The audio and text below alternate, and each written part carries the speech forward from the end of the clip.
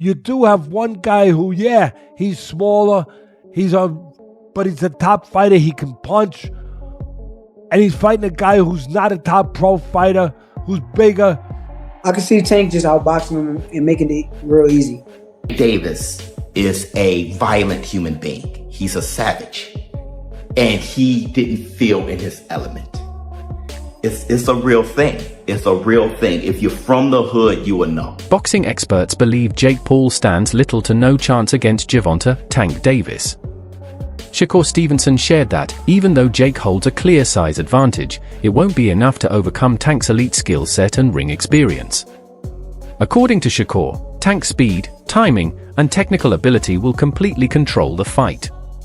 He predicts that Tank won't necessarily look for a knockout, given Jake's bigger frame, but will instead outbox him round after round and secure a decisive victory on the scorecards. Difference between these two guys. I mean, size will play some part of the fight, but if I'm thinking like I'm Tank, I'm probably just gonna go out there and try to outbox him and use my knowledge and IQ against him. So I can see Tank just outboxing him and making it real easy. Is there any way any realistic or legitimate way in your mind you could see Jake Paul winning a fight against Tank? No. No way. Nope. Not a lot of people have talked about Jake and said he's got good power. Not even and I get anything could technically happen, but you don't even see a realistic shot where he could land one big punch, and Tank being so much smaller, he just can't handle the power. Nah, not at all. I think Tank is he's been boxing his whole life. Been boxing since a kid, so I doubt like that's gonna be an issue or problem. I think Jake is good for where he's at, but I think it's just levels. Do you see a more likely chance that Tank wins by decision or by knockout? By decision. I mean, that guy's too big. I don't think that he's just gonna knock that guy out. So I see him like outboxing him. Could you see a realistic possibility where Tank could knock him out? Although more likely that it is, like you just said, a decision. Nah, I don't see him knocking him out, no. Will you watch, Shakur? I mean, no. Obviously, no? Hell no, nah. That ain't really like... I mean, like I said, here's the thing. Like, I got two sides of me when it comes down to I got a business side, then I got a competitor side. And from the competitive aspect, it don't excite me for me to be like, okay, I want to watch it. Showbiz the Adult points out that Gervonta "Tank" Davis has already shown he can handle taller and stronger opponents. Just look at his fight with Ryan Garcia. He reminds fans that Ryan wasn't just bigger, but also faster and explosive, yet Tank still managed to find his rhythm and finish the fight on his terms. The analyst explains that if Tank could close the distance and dominate someone like Ryan, who had real boxing pedigree, then facing Jake Paul shouldn't be any different. While Jake's size might look like an advantage on paper, Showbiz stresses that boxing is really about timing, distance control, and ring IQ, all areas where Tank has mastered his craft. Once Jake steps into the ring with him, Showbiz believes Tank's ability to read movements and set traps will quickly become the deciding factor. Emotionally, see if he's rattled. See, when it's all said and done, the whole talking shit goes out the window. Jake's scared. And let me tell you this too. I looked at I'm sizing them up. I'm looking at Tank and Jake, and I'm looking at him. Tank can reach him too. He reached Ryan Garcia. He reached Mario Barrios. I was like, he ain't gonna be able to reach him. He's gonna reach him. I saw Tank's gonna reach him. He knows he's gonna reach him. Listen, I wanna say this too. Funny as hell. Before I say all this, Alicia Baumgardner, shout out to you, girl. I couldn't believe out of all the women to be the first one to do 3 minute, 12 rounds is Alicia Baumgardner. And I really know if I have a great endurance, great stamina, and she's doing this shit. Shout out to Alicia Baumgardner. Because, what's her name, Layla? I don't really know her like that. But she looks like she ain't rattled by Alicia. So that's a perfect dance partner for that. Trying to drag Alicia Baumgardner into lake water, see what's going on with that. Shout out to Alicia Baumgardner. But let's get back to Tank. First of all, Tank knows what he's doing.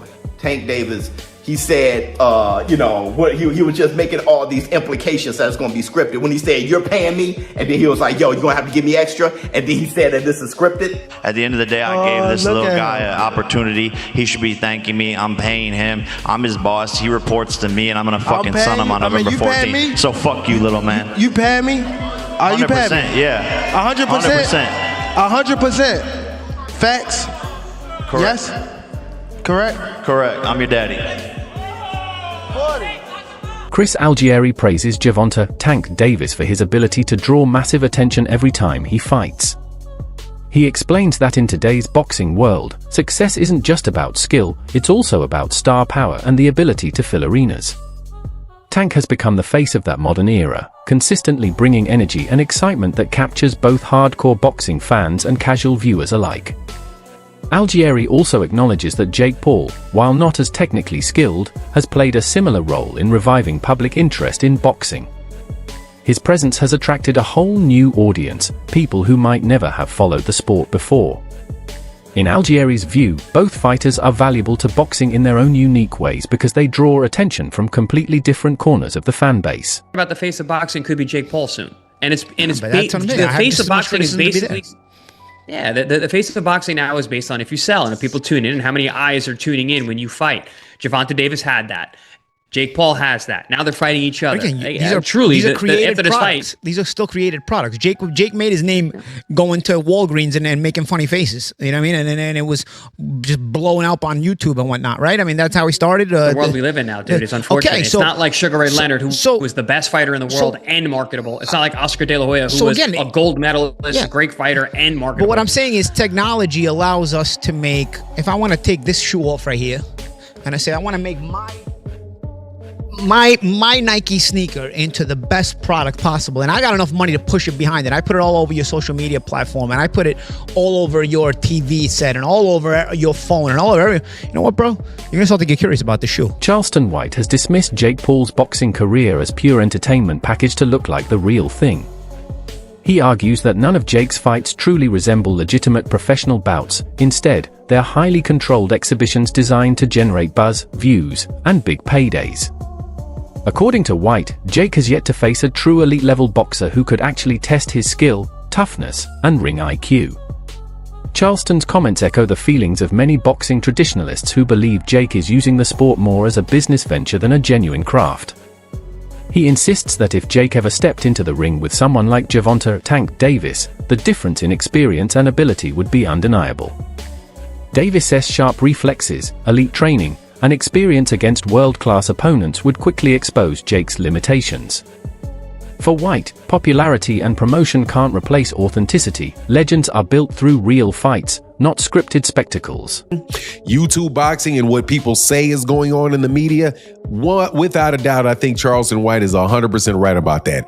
Don't believe anything you hear. Don't believe anything you see. Wait to see how things play out, and ultimately everything will come out in the wash. Well, going into this fight with Gervonta Davis, I had my concerns about the fight because of the same type of reasoning that Charleston White used, except for mine is slightly different. I don't think that either one of these guys are going to try to do too much damage to each other.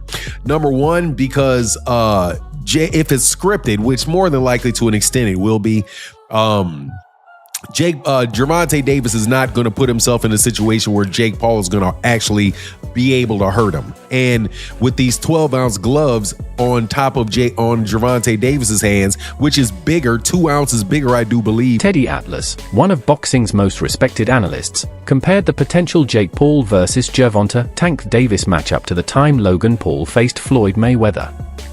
He explained that while Jake might hold the physical edge, Tank's experience and mastery of the ring would ultimately decide the outcome. Atlas describes Tank as a true ring technician, a fighter who controls rhythm, distance, and momentum like a dancer leading every move. Throughout his career, Tank has faced dangerous opponents and developed the instincts to dismantle anyone, no matter their size or build. In contrast, Atlas points out that Jake lacks the sharpness, timing, and awareness required to compete at that level. For him, boxing has never been about muscle or brute strength, it's about precision, patience, and control. And when Tank fights, every step, every movement, and every punch has a purpose. So I liked this when I heard it. No, I didn't like it, to be honest, for the optics and everything else I just said. But you do have one guy who, he's smaller, but he's a top fighter, he can punch. And he's fighting a guy who's not a top pro fighter, who's bigger. What if he hits him on the chin? What if he hits him on the chin? It'll wind up selling. And that's what'll wind up selling it. The what if. What if Tank makes him do a cha-cha? He hits him on the chin, and Jake Paul, we're going to find out if he can dance. Whoa, whoa, whoa, whoa. You know, do the cha-cha. That's what's going to sell it. And you can't argue that what if. You can't. I know I get to places that other people won't go and everything else. They just dismiss stuff because it's easier to do that. It's safer to do that. You don't have to bows and arrows coming at you from people that argue with you because you did that. But I don't care. I've had bows and arrows my whole life. I don't care. But that's true. That what if? What if this guy who is a real good puncher, who is one of the best fighters in the world right now, what if he hits him? What if he makes a miss and he counters him? Or he jumps up in the air? Jump up in the air. Bang! Showbiz the adult also spoke about Gervonta "Tank" Davis's personality outside the ring. He admits that Tank might not be the most polished speaker or savvy businessman, but that's not what defines his presence. Tank's confidence comes from his roots, from growing up in an environment where toughness mattered more than words. Showbiz explains that Tank's body language during press events tells you everything you need to know. He never appears nervous, intimidated, or out of place. When he stands across from his opponents, there's a quiet intensity, an unspoken message that he doesn't need to sell himself through trash talk. While Jake Paul thrives on promotion and media attention, Tank's power lies in his aura, an authentic confidence that doesn't need marketing to be felt. Tank Davis is a violent human being. He's a savage. And he didn't feel in his element. It's a real thing. It's a real thing. If you're from the hood, you will know. It's kind of like taking a guy from the block and putting him in the corporate world in a business meeting. He's going to be so out of his element that he's just, he doesn't even know how to argue without sounding like, I'm going to whoop your ass, I'm going to beat you. The way Jake was doing things, he had the clowns coming out. Not everyone is convinced that Gervonta "Tank" Davis can defeat Jake Paul. Some boxing analysts are urging fans to stay realistic and remember why weight divisions exist in the first place. They point out that while Tank's power and explosiveness are devastating at lightweight and super featherweight, things change dramatically when you step in with a naturally bigger opponent. Boxing, they explain, is still governed by physics. A 135-pound fighter going up against someone who walks around at nearly 190 pounds faces serious challenges in reach, strength, and overall durability. These experts believe that Tank's trademark power might not carry the same impact against a man of Jake's size. Even if Tank lands clean, Jake's heavier frame could absorb those shots differently, making the fight far more complicated than it looks on paper. All of a sudden, we want to know, who will win in this fight? Jake Paul or Tank Davis? It's a legit question. And I actually want to really hear your thoughts on who do you think is going to win. Because I know what Vegas is saying, but I want to know what you think. Personally, I think Tank too little, bro. Yo, I think Tank too little. I'm so glad you have a brain on your fucking shoulder. I think Tank too little. I said, bro. I think Tank's too little. That's what I'm saying. That weight class is for a reason. Davis that weight class is for a reason. 5'5", 135 pounds. Jake Paul is 6 feet, 205 pounds. That's what I'm saying. Bro. He's too 6'1", little. 205. Everybody's like, yeah, bro, but Tank it only takes one good punch. Yes, it takes one good punch when you're about the same size. There's a 60, 70 pound difference in weight in these people. I don't think nobody puts the physics in mind. Jake Paul gets punched in the face by dudes 200 pounds with all their might on a weekly basis. 135-pound puncher, bro. If y'all remember the Mayweather versus Conor McGregor fight, Conor walks around like 180 on the regular. He's like 5'9", 180. Mayweather's like 5'7", 145. That 30-pound difference, bro. If you remember that fight, Mayweather was putting mittens on Conor. Guess what happened to Conor? He didn't hit the ground once. No. He lasted all 12 rounds getting hit with flurries. I'm talking about Mayweather was having his time. He's being cocky with it, hitting him with all kind of combos. And we're watching the last 3 rounds of that shit like, yo, knock him out. And you know what? He could not knock him out because Conor gets punched by people that are 170, 180 pounds on a regular. And just that 20, 30-pound difference, it was like impossible for him to do anything. And that's exactly what I feel like is going to happen versus Jake and Tank. Despite all the doubts and criticism, a large part of the boxing audience still finds Jake Paul's presence in the sport entertaining. His fights always create a mix of excitement and controversy, sparking curiosity even among those who normally wouldn't tune in. While some purists write it off as nothing more than a money grab, others see it as a breath of fresh air that brings new life and attention to boxing. Jake Paul has a rare talent for keeping people talking. Whether fans love him or love to hate him, his name guarantees interest. Every time he's part of an event, viewers show up not just to see him win, but to find out if he'll finally be beaten. That unpredictability adds a level of drama that boxing hasn't seen in years. Even longtime fans admit that Jake has helped reignite the energy, storylines, and rivalries that make the sport so compelling. A lot of people said, this is bad for boxing, this is bad for boxing. Mate, calm down, calm down. Honestly, I'm not a big fan of him, but he's bringing a lot of eyes to boxing. A lot of eyes to boxing. He's doing great for boxing. I don't care what everyone thinks. The weight difference is mad though. Lightweight to, God knows, cruiserweight or whatever the hell he is. Oh, Gervonta might get thumped up, you know. Hey, if he gets bashed up, I can never go on TikTok live again. The TikTok warriors are going to give me a hard time. They're going to say Jake Paul's undisputed. Oh my God, he's the best thing since sliced bread. British heavyweight Dave Allen offered a more balanced perspective on the matchup. He admitted that he wasn't a fan of Jake Paul's previous bouts against Mike Tyson or Julio Cesar Chavez Jr., calling them more publicity than pure boxing. However, Allen thinks the fight with Gervonta "Tank" Davis might be different. He explains that as long as no one gets seriously hurt, it's fine. After all, it's an exhibition meant to entertain fans. Allen acknowledges that Jake may not be an elite-level boxer, but he gives him credit for keeping boxing in the spotlight. Every fight sparks conversation and curiosity about how far Jake can push himself, and in this case, how Tank plans to handle someone with such a big size advantage. In an exhibition. Thing with Jake Paul, I think he's a good area title level fighter, and that's a good level. Like, you can be proud of it. Do you know what I mean? Like, it's good. But the Mike Tyson fight I didn't like. The Chavez fight was just farcical because he's 10-11 years past his best, up 6 weight divisions. But less of a problem because Chavez wasn't in his 50s. Fighting the MMA guys, again, he's fighting people that don't do the same, that they're not even in the same sport. But while they're a bit older, they're still not in the 50s. So all that stuff, I won't really watch any of it. I think I've watched one fight against Tommy Fury, the only professional boxer in and around his prime years, and he got beat. But I think his area title level, I think he works really hard, I think he trains hard, and I don't think he's a bad fighter at all. I don't think he's a good fighter, but he's not a bad fighter. For his experience, he's not bad at all. But Gervonta Davis is a lightweight. So, by all means, if they make a few quid and nobody gets hurt, then great. But I certainly wouldn't be paying a penny to watch it. I think it's just absolutely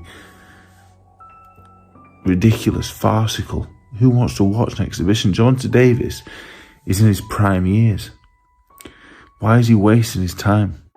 Why is he having a rematch with the fella he got a draw with? Why is he not fighting? This matchup didn't just appear out of nowhere. Reports suggest that Gervonta "Tank" Davis has mentioned Jake Paul several times over the years, hinting that a showdown between them might eventually happen. Fans have long been curious whether those comments would ever lead to a real fight, and now, it seems they finally have. Both fighters have traded words online, building anticipation and teasing the idea of settling their differences in the ring. Tank has always maintained that he could easily expose Jake's flaws, while Jake sees this as another chance to prove he deserves recognition as a legitimate boxer. Yeah, you're seeing what I'm seeing. Tank Davis versus Jake Paul. I don't buy it for a second, but apparently they were in negotiations to have this fight happen if Tank Davis beat his previous opponent, which obviously ended in a draw. Which means he's obviously going to go and rematch Lamont Roach in his next fight. But come on, Tank Davis versus Jake Paul. Jake Paul is a cruiserweight / heavyweight. Tank Davis is a lightweight. This is Jake Paul's mindset. Okay, I'll fight a legit professional boxer, OAP. I'll fight a legitimate professional boxer who's his age, loses. Okay, I'll fight another professional boxer who's half his weight, Honestly, I don't care how big Jake Paul is. I genuinely do think that Tank Davis would beat Jake Paul. I think Tank Davis would be too fast, too slick, outbox him, move around. He wouldn't knock him out, obviously. I don't think he'd knock him out because of how big Jake Paul is, but he would outbox him 100%. But anyway, guys, let me know what you guys think about this potential fight. I really hope it does not happen because Jake Paul needs to fight a legitimate pro who isn't a taxi driver, who isn't old, and isn't half his weight. The final debate among boxing experts centers on power dynamics. Gervonta "Tank" Davis is famous for his brutal knockouts in the lightweight and super featherweight divisions, but many analysts wonder if that same power will carry over against someone with Jake Paul's natural size.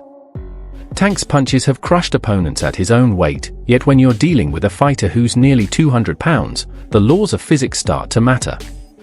A shot that can fold a 135-pound opponent might not even make a much bigger fighter flinch. Some analysts believe Jake's reach, strength, and overall durability could limit Tank's usual effectiveness. That's not a knock on Tank's skill, it simply means that his trademark power may not translate the same way against a naturally heavier, stronger opponent. Sense to me. Because even, yes, Floyd didn't have the punching power Gervonta had, but even if Gervonta lands, I don't see him hurting Jake to the point he knocks him out. So what are we even doing? Where's the idea of this gonna, where's the idea that Gervonta's even gonna hurt him? He may hurt him to the body, whatever. Jake doesn't want to throw as much, but I don't see him one punch knocking Jake out. And, the same thing was kind of said with Logan. Okay, Floyd probably won't knock him out, but probably going to outbox him. I get where Dana's coming from. These things are not meant to be competitive fights. They're meant to make money and to, I guess, scratch that itch of the circus mystery unknown. And Gervonta, I think, hits way harder than fucking Floyd, but he's too small. I mean, your brother's going to be able to, get inside on him, put his weight on him, tie him up. But I don't hate your brother. Your brother's out there doing his thing.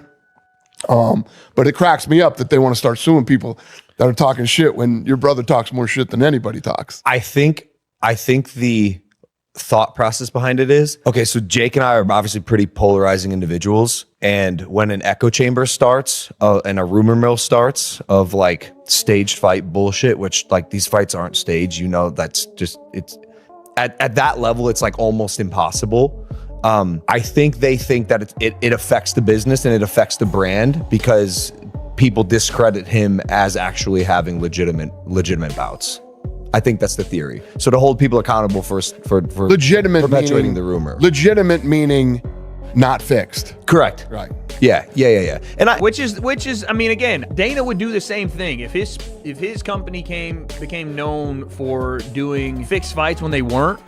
Then he would try to find the same way to hold people accountable if they were reputable people saying that, right? So the whole Jake suing people for blatantly trying to say he fixes fights or he stages fights or people have no knockout clauses and all the other bullshit, I understand. Now, again, people need to use their words more accurately if they're upset about what Jake is doing. All you have to do, if you're upset with the way Jake is moving in his career, is say what some people do say, which is, we like to see Jake challenge himself. We don't want to see these exhibitions, these fights that don't make sense for what you said you want to do or what you purport to want to be in the sport of boxing, which is a world champion. We want to see you fight active fighters around your skill level. That's it. But you can't go on there and go, oh, look, another rigged fight. Oh, look, another fake fight. That wraps up today's breakdown. Stay tuned for more boxing updates, and don't forget to like, share, and subscribe. Until next time.